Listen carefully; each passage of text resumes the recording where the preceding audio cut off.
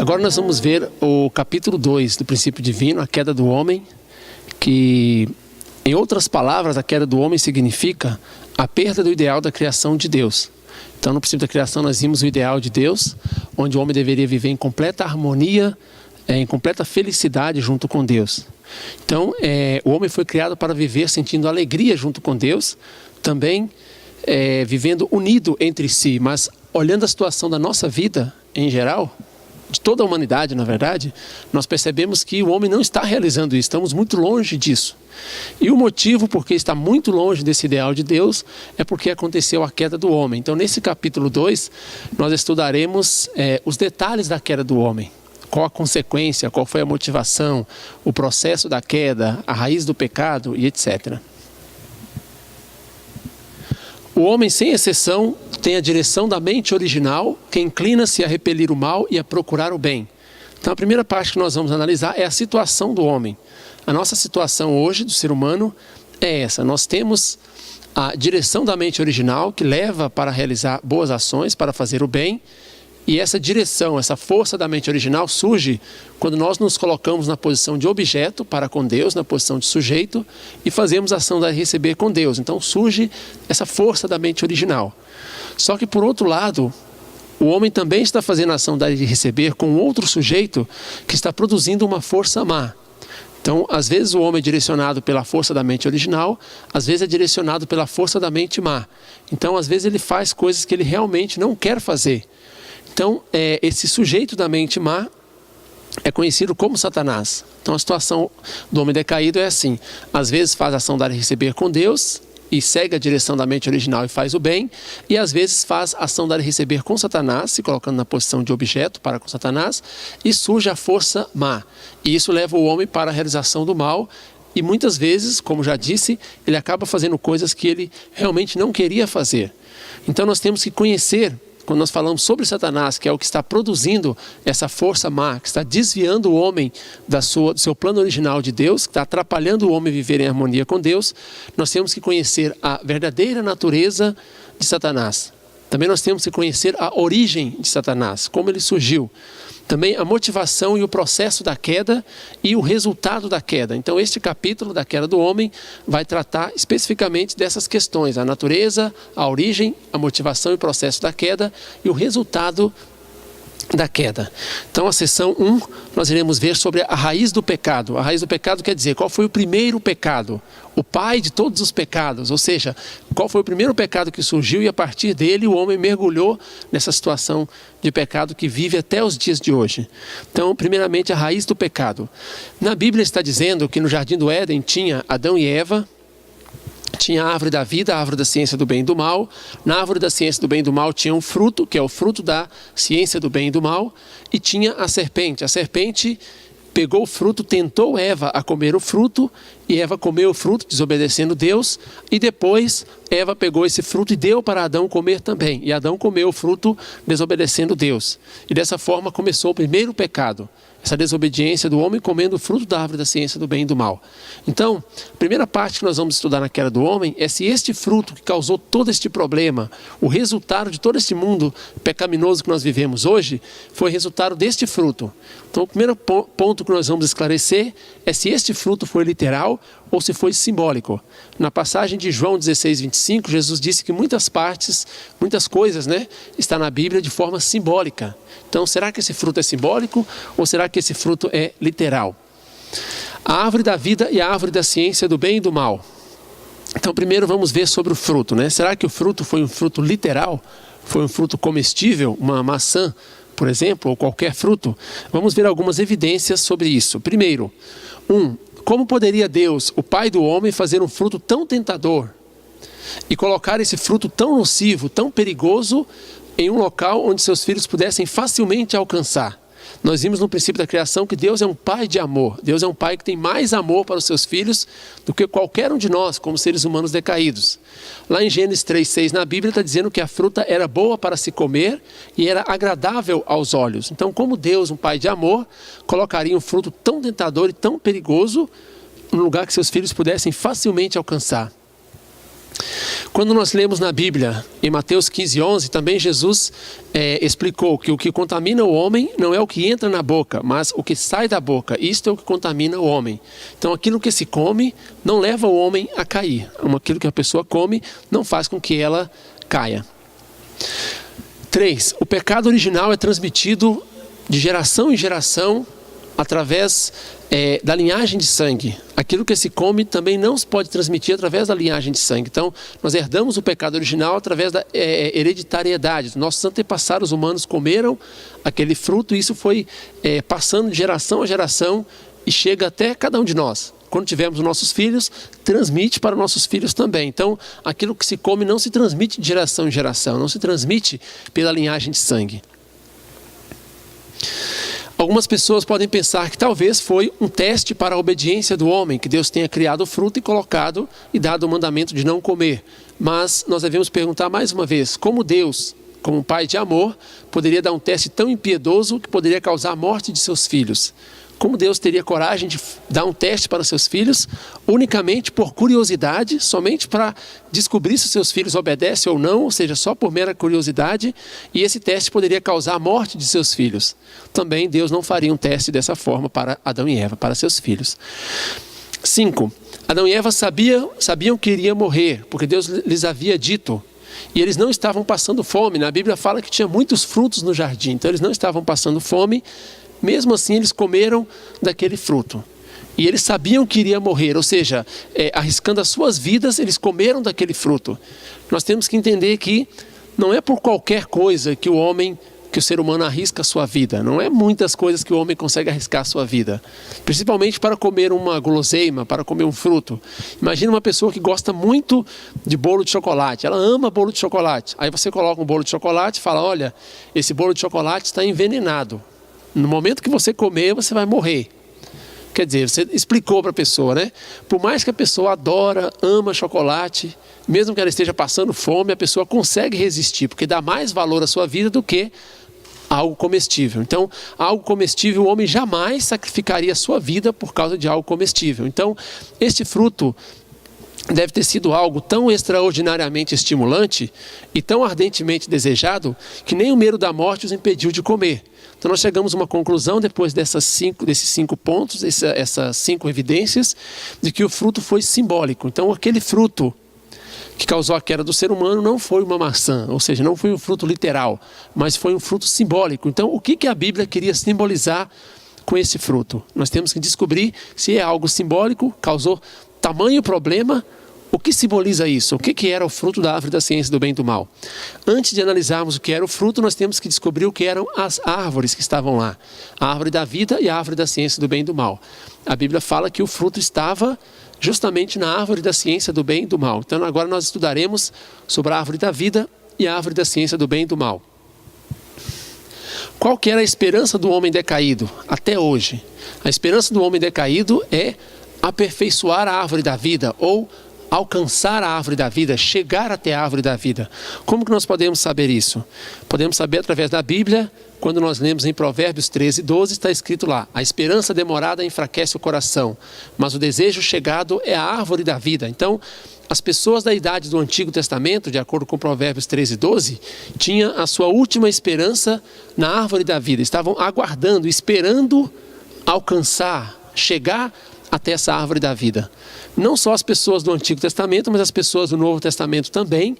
Quando nós lemos em Apocalipse 22:14, está escrito: bem-aventurado aqueles que lavam as suas vestiduras no sangue do Cordeiro, para que tenham direito à árvore da vida e possam entrar na cidade pelas portas. Então as pessoas da época do Novo Testamento também, de acordo com Apocalipse 22:14, tinham a sua última esperança na árvore da vida, ou seja, queria alcançar, chegar até essa árvore da vida.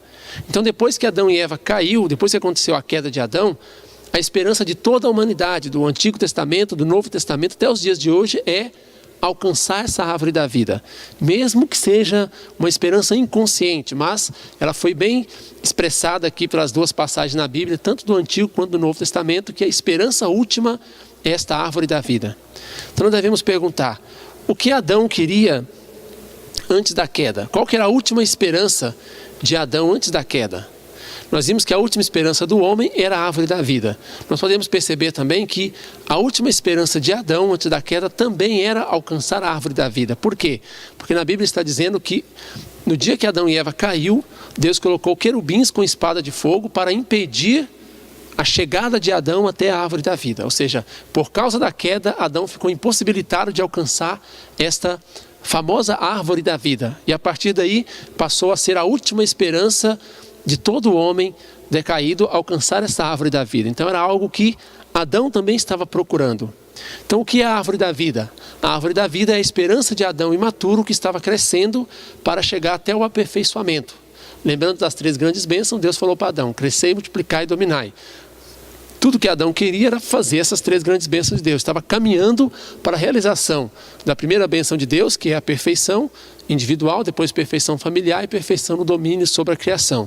Então o que Adão queria era tornar-se o homem que aperfeiçoou o ideal da criação de Deus em si, crescendo sem cair. Então nós chegamos à conclusão de que a árvore da vida é a virilidade que realizou o ideal da criação. Em outras palavras, é o Adão aperfeiçoado. Então quando a Bíblia fala sobre a árvore da vida, está se referindo ao Adão, depois da sua perfeição. Por isso que a perfeição do homem é o desejo, mesmo inconsciente, das pessoas do Antigo Testamento, das pessoas do Novo Testamento. Então qual que era o plano de Deus? O plano de Deus era que Adão se tornasse árvore da vida. Então todos os seus descendentes também tornariam-se árvores da vida, e isso seria estabelecido o reino dos céus na terra. Só que quando aconteceu a queda, de acordo com Gênesis 3:24, Adão ficou impossibilitado de chegar à árvore da vida.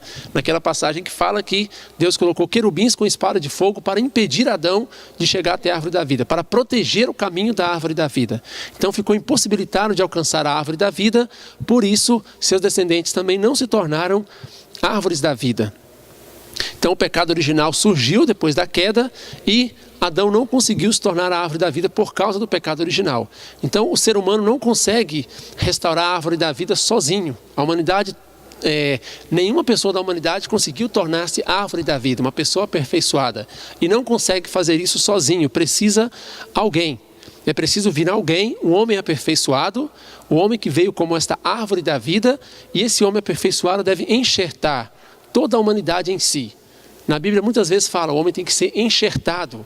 Na Bíblia fala muitas vezes que Jesus fala, eu sou a oliveira e vós sois o galhos. Então muitas vezes fala, né?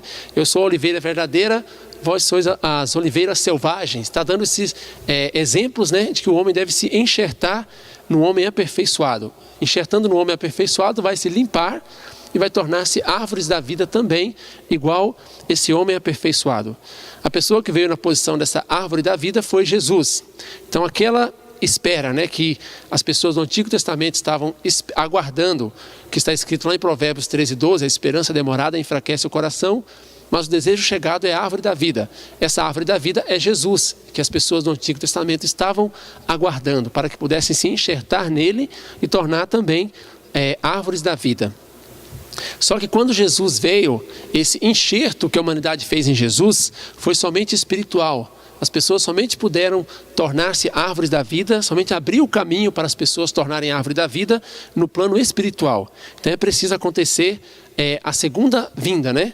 O homem não conseguiu se livrar do pecado original desde Adão até hoje e continua transmitindo o pecado original aos seus filhos. Então só espiritualmente possibilitou o homem abrir o caminho para que o homem possa aperfeiçoar.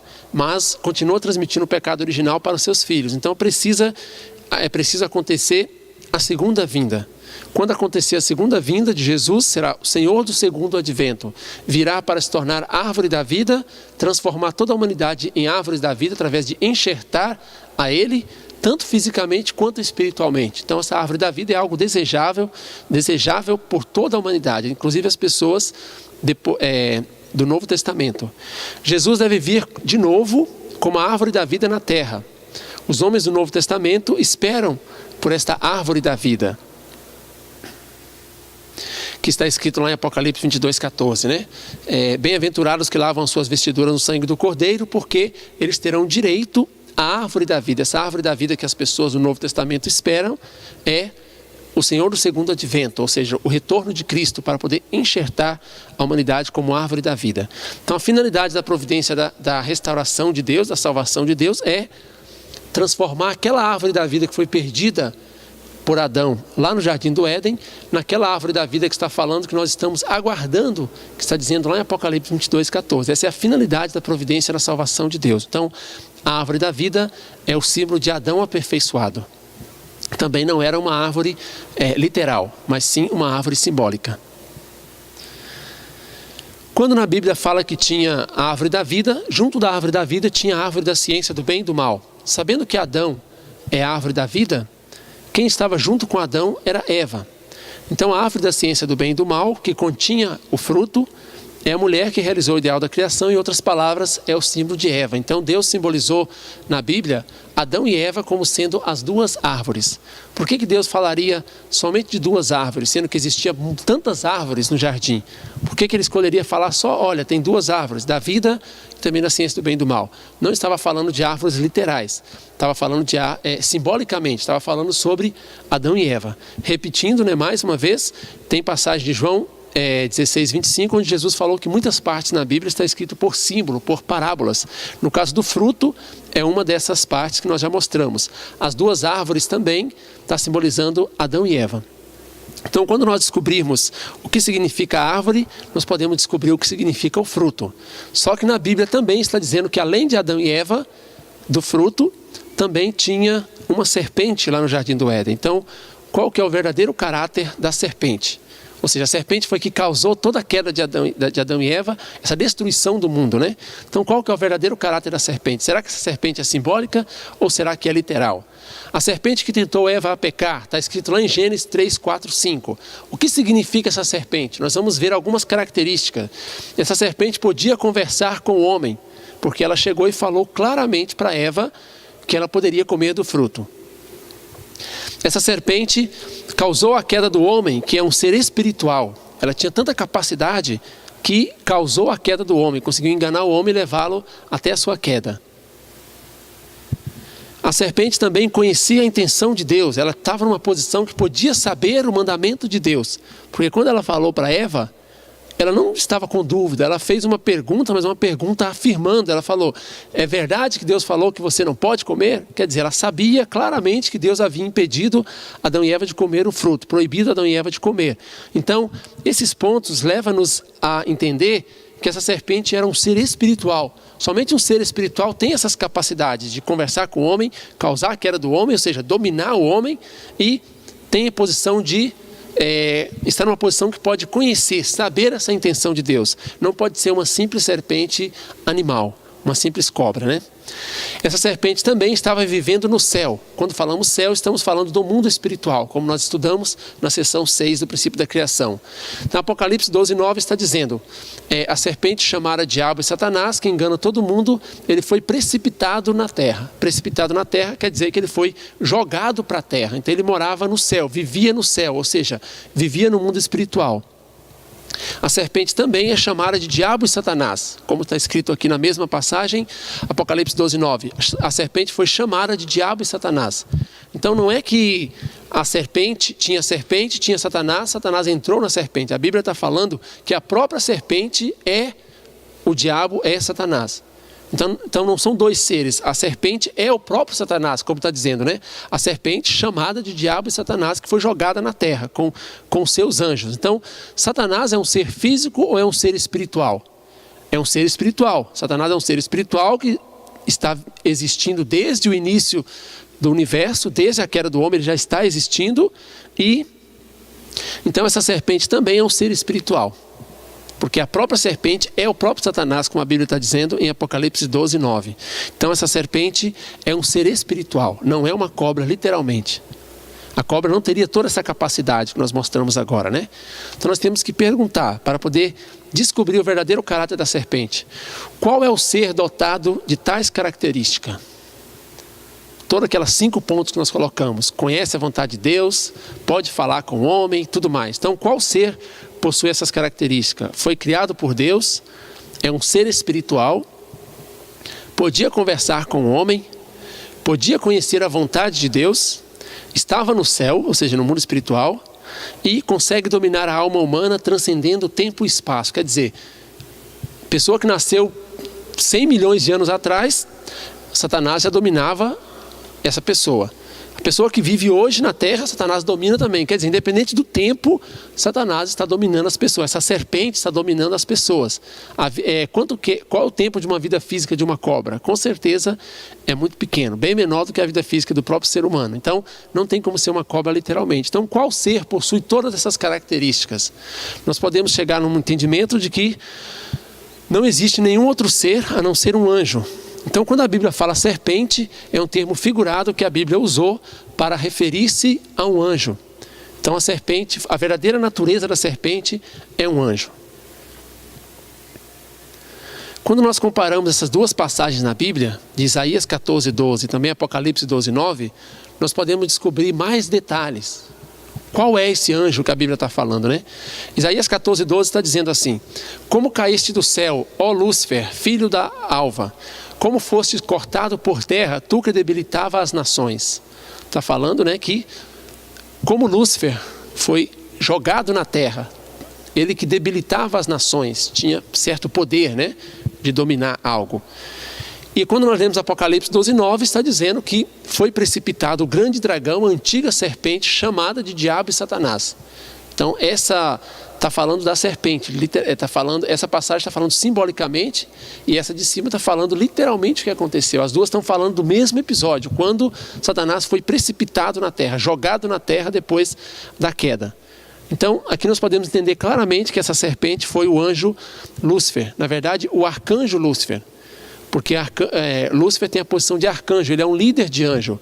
Quando nós vemos aqui em Apocalipse 12:9, está dizendo que ele foi jogado na terra e os seus anjos foram jogados com ele. Então ele tinha posse de anjos, ele podia dominar os anjos. Então os seus anjos foram jogados com ele, ele é um líder de anjo.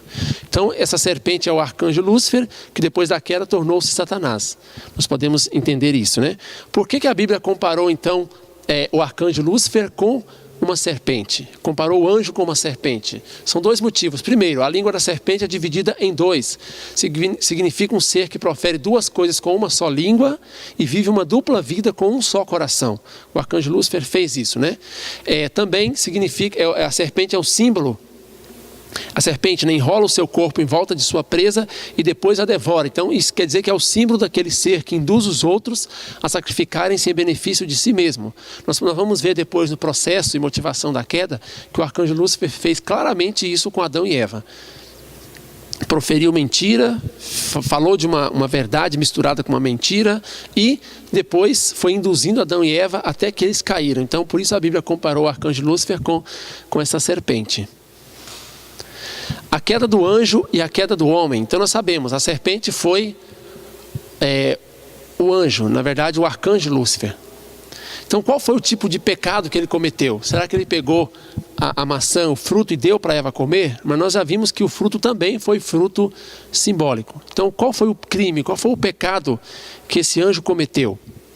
Lá em Judas 6:7 está falando assim: e aos anjos que não guardaram o seu principado, mas deixaram a sua própria habitação, reservou na escuridão e em prisões eternas até o juízo daquele grande dia. Assim como Sodoma e Gomorra e as cidades circunvizinhas, que havendo se corrompido como aqueles, quer dizer, como aqueles anjos, e ido após outra carne, foram postas, por exemplo, sofrendo a pena do fogo eterno. Então essa passagem está comparando o pecado que o anjo cometeu com o mesmo pecado que era cometido em Sodoma e Gomorra. Sodoma e Gomorra é aquelas duas cidades na Bíblia que foram queimadas justamente porque as pessoas cometiam muito pecado sexual, cometiam muita fornicação dentro dessas cidades. Então, através dessa passagem, nós podemos entender que o pecado que o anjo cometeu foi o pecado de fornicação. O anjo caiu pela fornicação, ou seja, foi pecado, o anjo cometeu o pecado sexual. Então, com quem foi que o anjo cometeu o pecado sexual? Nós vamos analisar agora o crime do homem, ou seja, o pecado do homem. Quando nós lemos na Bíblia, em Gênesis 2:25, nós percebemos que antes do pecado, Adão e Eva estavam nus, mas não se envergonhavam de sua nudez. Depois do pecado, depois da queda, eles ficaram envergonhados de sua nudez. Não só ficaram envergonhados de sua nudez, mas pegaram folhas de figueiras e fizeram aventais para poder cobrir as suas partes sexuais. Lá em Gênesis 3:7 está explicando isso, né? Cobriram suas partes sexuais, esconderam as suas partes sexuais. Então nós podemos raciocinar assim: se eles tivessem comido um fruto literal, eles deviam esconder as suas mãos e bocas. Mas, pelo contrário, esconderam as partes sexuais. Então eles indicaram que o pecado foi cometido através das partes sexuais.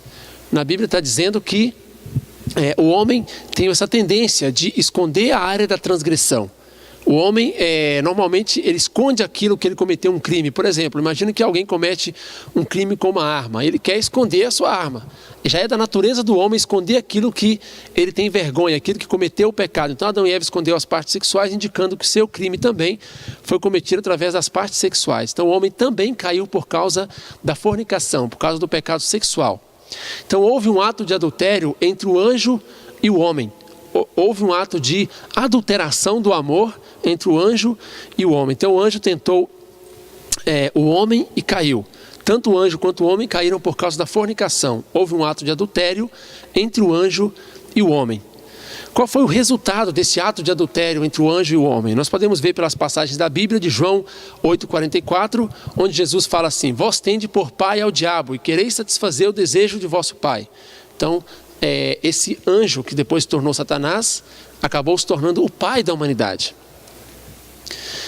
Apocalipse 12:9, nós já vimos essa passagem, né? Foi precipitado o grande dragão, chamado Diabo e Satanás. O ser humano tornou-se descendente daquela serpente, daquele arcanjo Lúcifer, né? Por isso Jesus falou: vós tende por pai ao diabo. Então o resultado disso é que todos os homens vieram nascer da linhagem satânica, separados de Deus. Esse foi o resultado, né? Por isso Jesus falou: vós tende por pai ao diabo. Então o que aconteceu na queda do homem? O arcanjo Lúcifer tentou Eva mostrou-se suscetível e eles caíram. Então Eva foi cortada do relacionamento com Deus, cometeram um relacionamento sexual. Depois Eva tentou Adão e sujou Adão também com o pecado, e ele foi cortado do relacionamento com Deus. Então o arcanjo Lúcifer, ou seja, Satanás, dominou o amor do homem. Satanás tornou o dono do amor do homem, de Adão e Eva e de toda a humanidade. Depois, através do relacionamento de Adão e Eva, surgiu todo o ser humano. Então Satanás também tornou o dominador da vida do ser humano. Nós não podemos dizer que o ser humano, com todo o problema igual ele vive hoje, a sua vida está sendo dominada por Deus. Pelo contrário, está sendo dominada por Satanás devido à queda. E nasceu todos os seus descendentes com o pecado original. A linhagem de sangue foi de Satanás. Então Satanás dominou a vida e também dominou a linhagem. Então com a queda, Satanás manchou o amor, manchou a vida e manchou a linhagem da humanidade. Então isso é o que tem que ser recuperado para Deus. Quando Deus enviar o seu filho, enviar o Messias, quando Deus enviou Jesus, depois de 4.000 anos depois da queda, o que Deus queria era que Jesus restaurasse para Deus o amor, a vida e a linhagem. Mas como nós vamos ver na próxima conferência que vai falar sobre a missão do Messias, infelizmente aconteceu problemas lá, não foi possível recuperar 100% esses 3 pontos para Deus. Mas a missão do Messias é recuperar o amor, a vida e a linhagem para o lado de Deus. E claro, restaurar a soberania também, que Satanás tornou-se o soberano do mundo depois da queda. O fruto da árvore da ciência do bem e do mal. Então o que vem a ser o fruto da ciência do bem e do mal? Nós não podemos pensar de uma forma que nós já vimos na primeira parte da conferência, né? O fruto foi um fruto simbólico, não foi um fruto literal. Então agora tem mais uma pergunta: será que esse fruto ele era bom ou ele era ruim? Será que era bom ou era ruim? Vamos pensar bem, ele causou a queda do homem, então facilmente nós podemos pensar: era um fruto ruim. Se for um fruto ruim, então por que Deus teria criado esse fruto? Deus não cria nada ruim. Deus não tem caráter ruim dentro de si para criar algo ruim. Por que Deus teria criado esse fruto ruim? Então fica uma situação difícil de resolver, porque se o fruto é bom, por que causou a queda? Se ele é ruim, por que Deus iria criar uma coisa ruim? Difícil de entender, né? Então o que seria esse fruto? Na verdade nós vamos entender que esse fruto era algo mais precioso que existia no universo. Opa, peraí, então por que causou a queda do homem? Nós já vamos entender claramente. Então, esse fruto era algo precioso, era algo bom, era algo útil. Deus não iria criar nada inútil para o homem. De fato, o fruto era a melhor coisa que o homem criou, que Deus criou no universo, onde Deus e o homem podiam se conectar. Então, o que era esse fruto? Eva foi comparada à árvore. O fruto da árvore, então, é o amor de Eva, né? A Bíblia comparou Eva com uma árvore, então a árvore dá os seus frutos. Então o amor de Eva era aquele fruto da árvore da ciência do bem e do mal, enquanto Eva era a árvore da ciência do bem e do mal. Por que a Bíblia chamou árvore da ciência do bem e do mal para Eva? E o seu amor foi chamado de fruto do conhecimento do bem e do mal. Porque Eva estava numa posição, antes da sua perfeição, antes da queda, ela podia, através do seu amor, que é o fruto, ou produzir um bom fruto ou produzir um mau fruto. Estava naquela situação que dependia do cumprimento da sua porção de responsabilidade humana, como nós vimos na seção 5 do princípio da criação. Então, quando fala que Adão e Eva comeram o fruto, quer dizer que tiveram relação sexual com o anjo. Então, quando fala que Eva comeu o fruto, né, Eva teve relação sexual com o anjo Satanás, com Lúcifer, que depois se tornou Satanás. Então, por que nós falamos que o fruto foi algo tão bom, foi algo tão útil? Nós vimos, para a realização da segunda bênção de Deus, precisa de comer o fruto, precisa ter um relacionamento sexual, precisa usar o amor. Então, o fruto é o amor sexual de Eva. Por que causou todo esse problema? Porque justamente foi usado de forma incorreta, com o parceiro errado, que foi Satanás, e quando ela usou o seu amor com Adão, o seu amor sexual com Adão, estava fora da época, fora do tempo. Adão seria o seu parceiro, claro, o seu esposo, mas foi fora do tempo, antes do horário permitido por Deus, antes da realização da primeira bênção de Deus. Então, como eu disse, Deus não cria nada inútil que o homem não vai utilizar. Pelo contrário, o homem deve utilizar o amor. Somente causou a queda porque usou de forma errada e no horário errado. Um exemplo bem simples para ficar ainda mais claro. Imagina que um casal casa e eles têm um filho. Aí esse casal vai e compra uma faca de cozinha, bem grandona e bem afiada. Eu pergunto, essa faca de cozinha é boa ou ela é má? Ela é boa, ela vai produzir, a esposa vai cozinhar ali com a faca da cozinha, vai cortar a carne e tudo mais. Ou seja, é para uma finalidade boa. Mas aí, quando nasce o bebê, os pais falam para ele, meu filho, não brinque com essa faca, porque se você mexer com ela, você vai cortar. É parecido, né? A faca de cozinha é útil, é importante para a casa, se não tiver ali vai ter problema. Se imagina uma casa que não tem a faca, vai ter problema. Mas o pai avisa, você não pode mexer ainda. Por quê? Porque você é pequeno, porque você não está na época para mexer com isso. Certamente depois, quando a criança crescer, se tornar adulta, ela vai poder usar a faca do mesmo jeito. É um exemplo para comparar qual foi o tipo de situação que aconteceu no Jardim do Éden. Tinha o amor de Deus, que era o amor de Eva, o amor sexual de Eva, que era a coisa mais preciosa para poder realizar a segunda bênção junto com Adão. Mas naquele momento eles não podiam usar. Por isso Deus deu o mandamento de não comer do fruto da ciência do bem e do mal. Em outras palavras, Deus falou para Adão e Eva, não tenham relação sexual antes do tempo. É isso que Deus estava querendo dizer quando disse não coma do fruto. Quando Adão e Eva comeram do fruto, quer dizer que Eva relacionou com o arcanjo Lúcifer e depois Eva relacionou com Adão. Claramente falando, não por termos simbólicos, mas literalmente dizendo, é isso que quer dizer comer do fruto da ciência do bem e do mal, ter relação sexual. A raiz do pecado. Então, o que é a raiz do pecado? O que foi o primeiro pecado que surgiu? Podemos dizer, o que é o pai de todos os pecados? Que a partir dele surgiu todos os pecados do mundo. Nós podemos entender que a raiz do pecado não foi questão de desobediência, não foi questão de comer um fruto que não podia comer literalmente, mas foi a questão do adultério. Adultério quer dizer que eles adulteraram o amor que Deus tinha planejado para eles. Foi questão de promiscuidade sexual, usou o amor erradamente. Como nós podemos confirmar ainda mais isso, né? O pecado original é transmitido de geração em geração, porque a raiz do pecado foi através de um relacionamento sexual, que transmite através da linhagem de sangue. A religião considera o adultério como o maior de todos os pecados. Deus tem inspirado as religiões a combater o adultério justamente porque ele foi a raiz do pecado. Os israelitas eram circuncidados, que simbolicamente eles estavam tirando aquele sangue, né, pecaminoso, aquela linhagem de sangue. Claro que é só simbolicamente, né? A circuncisão é quando corta, né, uma parte do órgão sexual masculino. Então isso aí, simbolicamente, eles estavam se livrando daquele sangue, né, que entrou através da humanidade, através dos órgãos sexuais, através de um relacionamento sexual.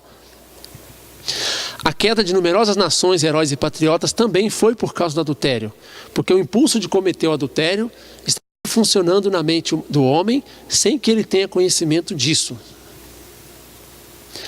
Ninguém pode resolver o aumento do adultério.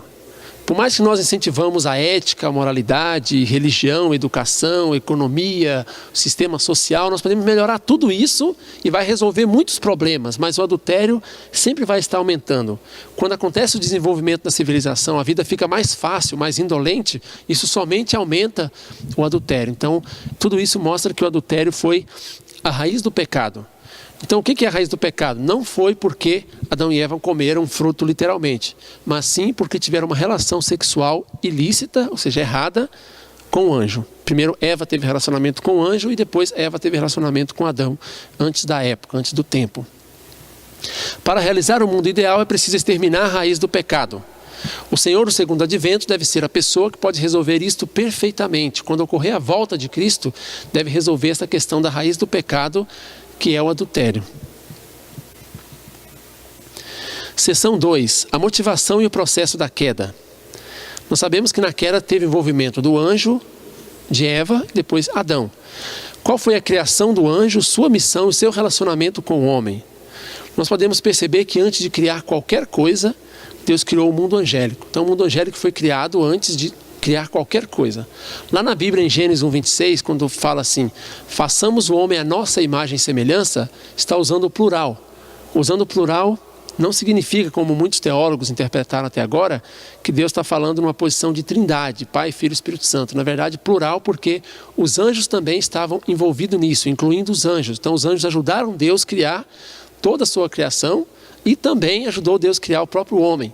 Então, primeiramente foi criado o mundo angélico e os anjos, né? O arcanjo Lúcifer foi criado primeiro de que Adão e Eva, depois foi criado o mundo humano.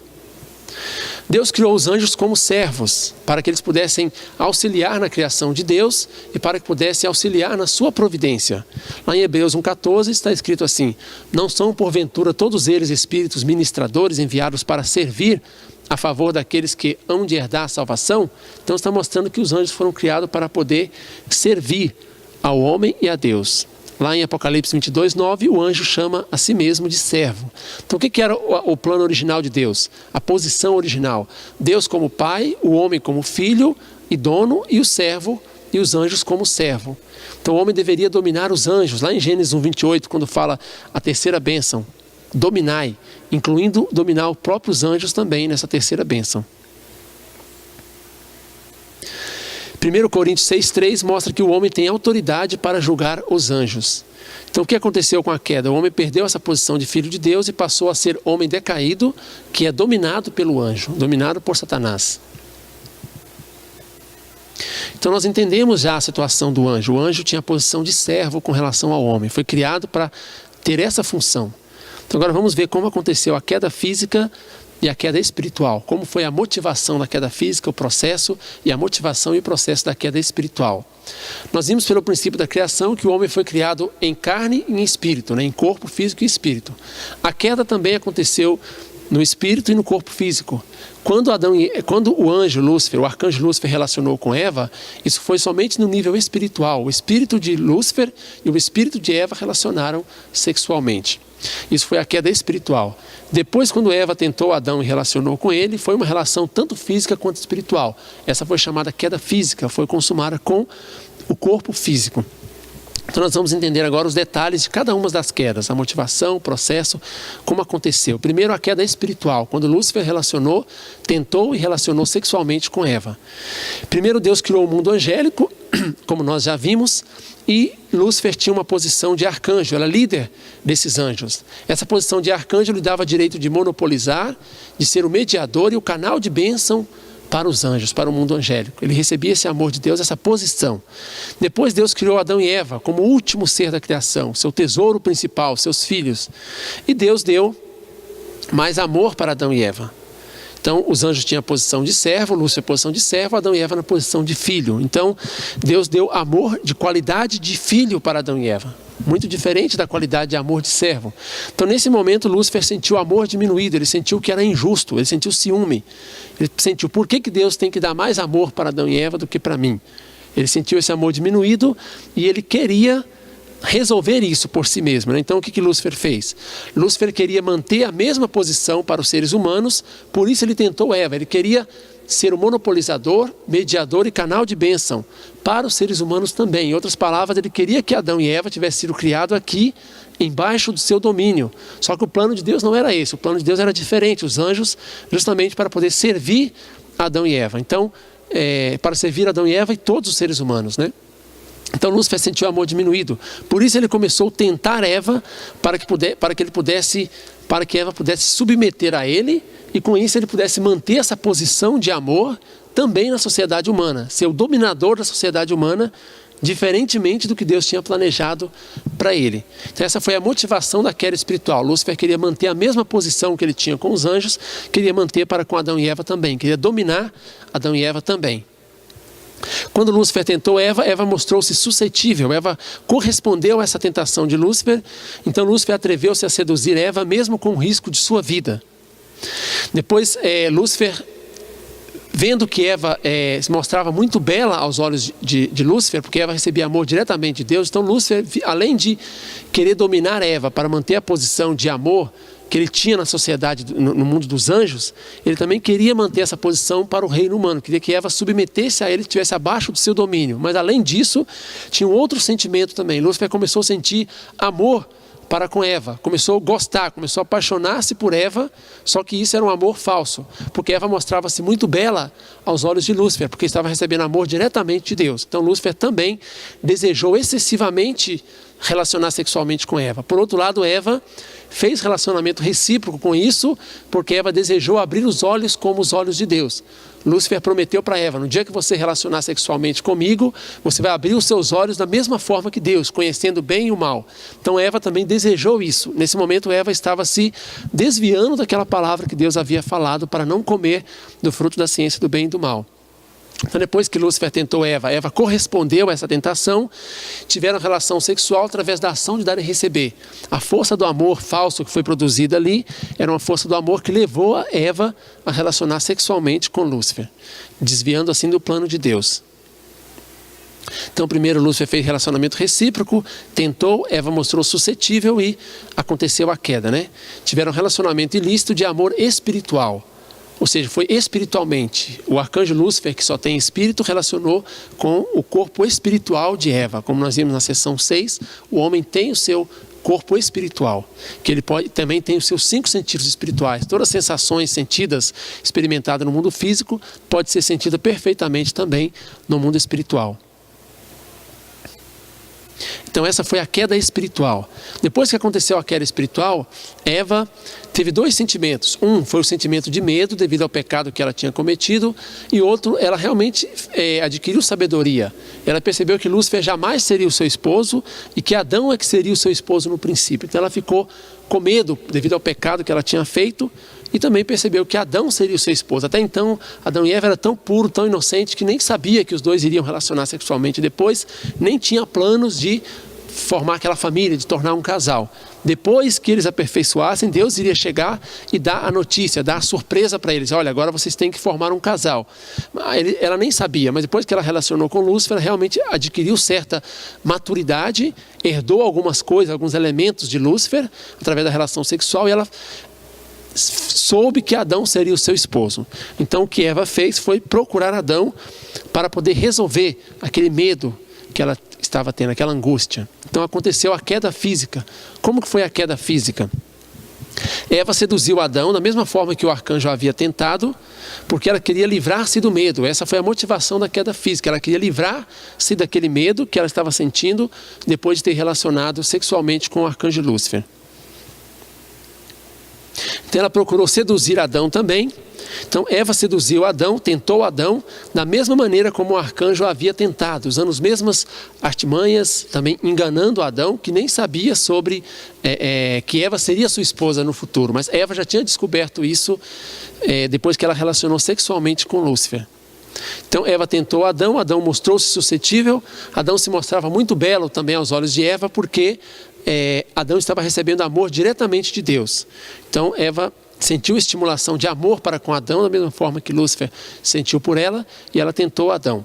Adão saiu de sua posição original da criação, ele relacionou com Eva, ele ouviu, né, a tentação, mostrou suscetível à tentação de Eva e fez o relacionamento sexual ilícito fisicamente. Essa foi a queda física.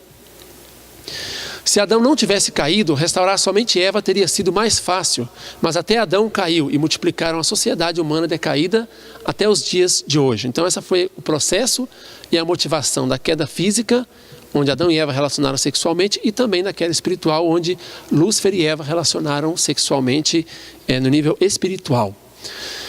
Por trás de tudo isso estava Deus, observando cada momento, cada situação, né? Deus, como é um Deus que tem um coração de pai, é o pai da humanidade, ele não pode olhar isso de forma isenta, somente vendo as coisas acontecerem. Então ele tinha, qual era o sentimento de Deus nesse momento, né? Era um sentimento de tristeza, com certeza, né? Deus preparou tudo para Adão e Eva, por bilhões de anos, com um coração de pai, de amor para com seus filhos. Então o coração de Deus era um coração de pai, que havia preparado para os seus filhos. Quando Adão e Eva caíram, a tristeza que Deus sentiu foi uma tristeza de pais que perderam seus filhos. Não foi tristeza de dono que perdeu o seu servo ou alguma coisa, mas foi tristeza de pais que estão perdendo seus filhos. O anjo foi um anjo de insurreição, Deus confiou nesse anjo, deu responsabilidades, deu até privilégios, deu amor, deu posição, e ele foi um anjo de insurreição para com Deus. Adão e Eva feriram o coração de Deus, e Deus ficou com uma situação de coração tão magoado que ele teve o sentimento de querer apagar o anjo, apagar Adão e Eva e de apagar a si mesmo do universo. Claro, ele não fez isso, mas nós podemos entender a profundidade da tristeza que Deus sentiu. Até apagar a si mesmo do universo, Deus teve esse sentimento, né? Depois que Adão e Eva relacionaram entre si, influenciaram, dominaram por Satanás, Deus foi cortado de todo o início da história humana. Então todos os filhos que nasceram da linhagem de sangue de Satanás, multiplicou todo o ser humano decaído, centralizados em Satanás e não em Deus. Seção 3. A força do amor, a força do princípio e o mandamento de Deus.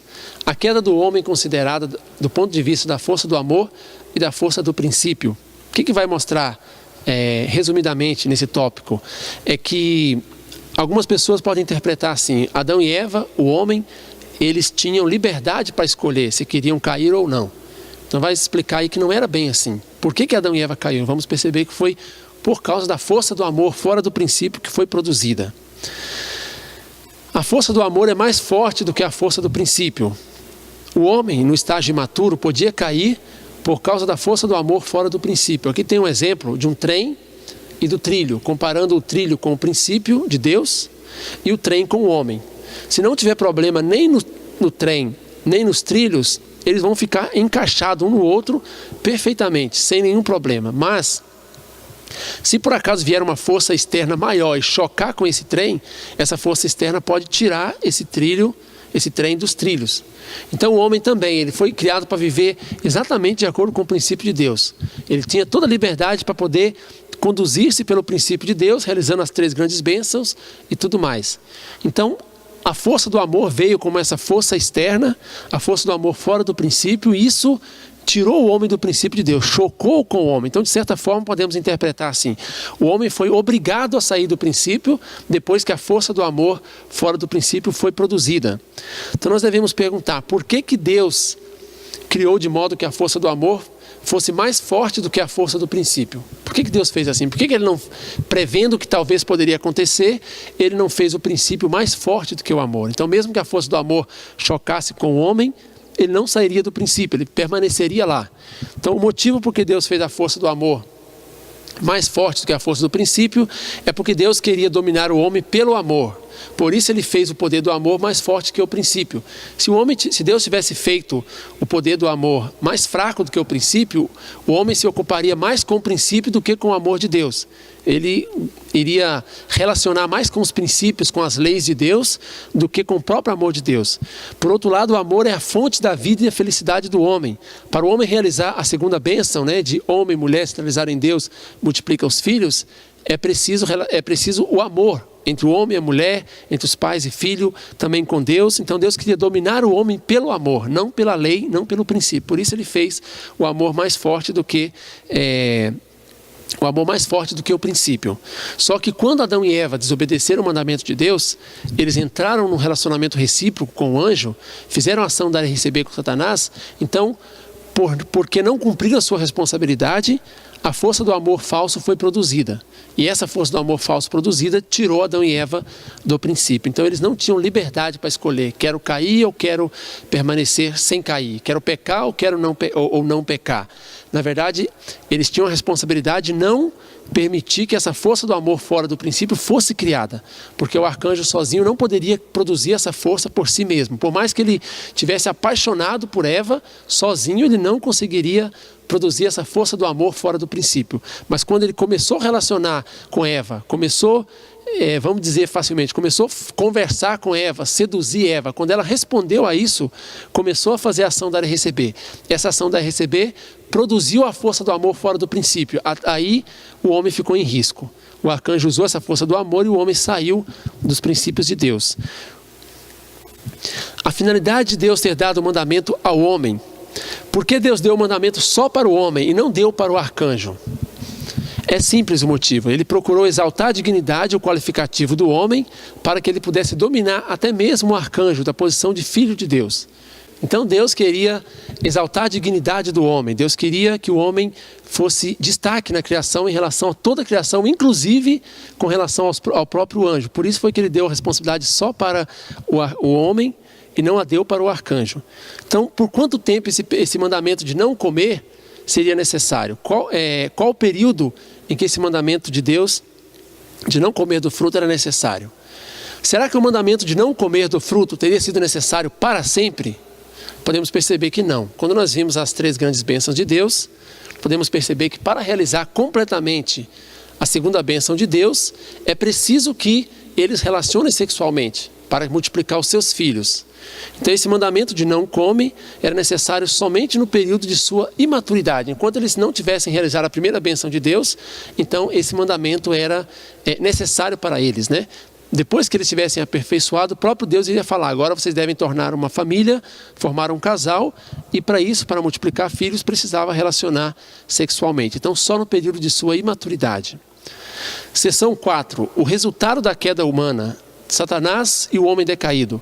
Qual foi o principal resultado? Nós sabemos que Satanás produziu um mundo cheio de problemas, cheio de pecados, cheio de corrupção, cheio de crimes e etc. Mas o principal problema que ocorreu com a queda foram 2. A questão da linhagem de sangue, que deixou de ser de Deus e passou a ser de Satanás, e a questão da soberania. Satanás tornou-se o soberano do mundo.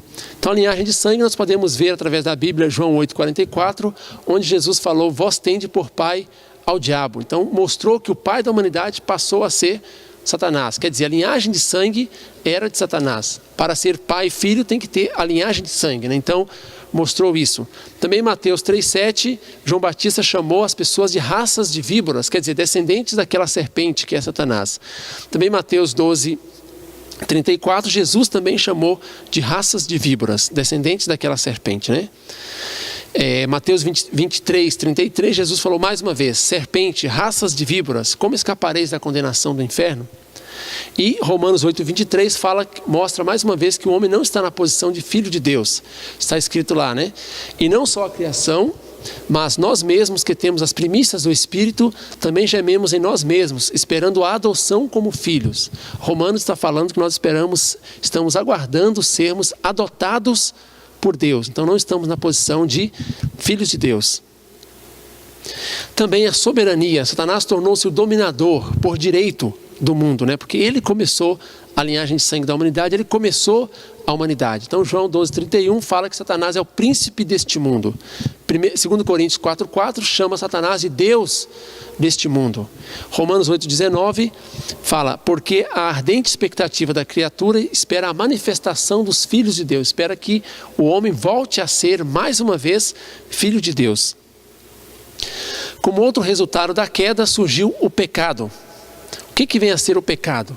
O pecado é o ato de violar a lei celeste, estabelecendo uma condição pela qual se pode formar uma base recíproca com Satanás e entrar numa ação de dar e receber com ele. Então isso é o pecado. Com a queda do homem surgiram 4 tipos de pecado. O primeiro foi o pecado original, é aquele pecado que os primeiros antepassados humanos cometeram, comparado com a raiz de uma árvore.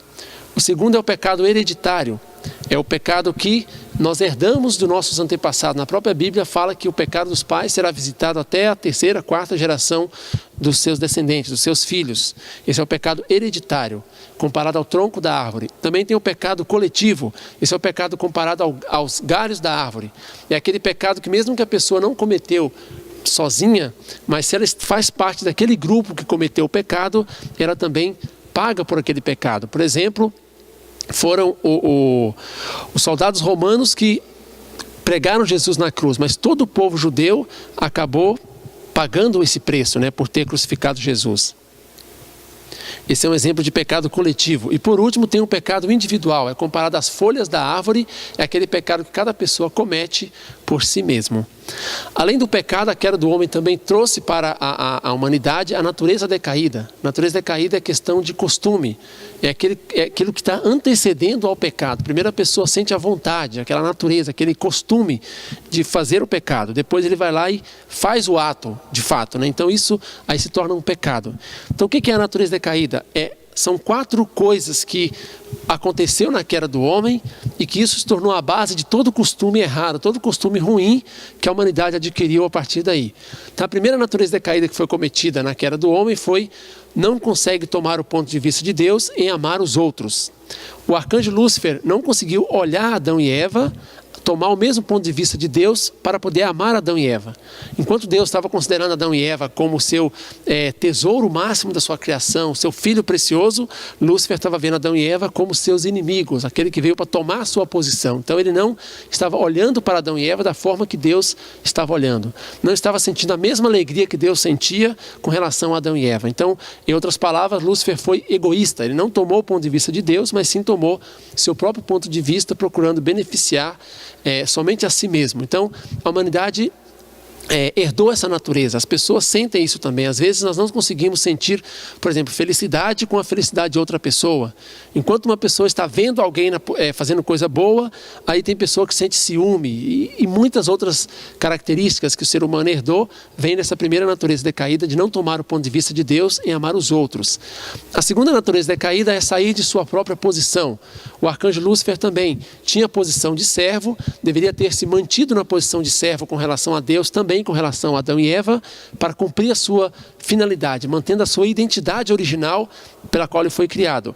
Mas ele saiu da sua posição e tornou-se dominador de Adão e Eva, não quis manter essa posição de servo. Então a humanidade também herdou essa natureza, essa característica de não manter a sua posição original perante Deus, não manter a sua identidade original de filho de Deus. A terceira natureza decaída, inverter o domínio. Enquanto o Adão e Eva deveria dominar o arcanjo Lúcifer veio a dominar erradamente, Adão e Eva. No relacionamento de Adão e Eva também, Adão como sujeito tinha a posição de dominar Eva por amor, mas Eva dominou, seduziu Adão e aconteceu a queda. Houve essa inversão do domínio, E a quarta natureza decaída é multiplicar o ato criminoso ou multiplicar o mal. Aquele mal que Lúcifer estava sentindo, ele multiplicou isso para Eva, e Eva multiplicou esse pecado para Adão também. Então as pessoas, todos nós da humanidade, herdamos essa natureza de multiplicar o mal. Sentimos aquela necessidade de alguma coisa ruim, alguma coisa errada que acontece, passar isso para frente. Por exemplo, a questão de fofoca é um exemplo desse costume de multiplicar o mal.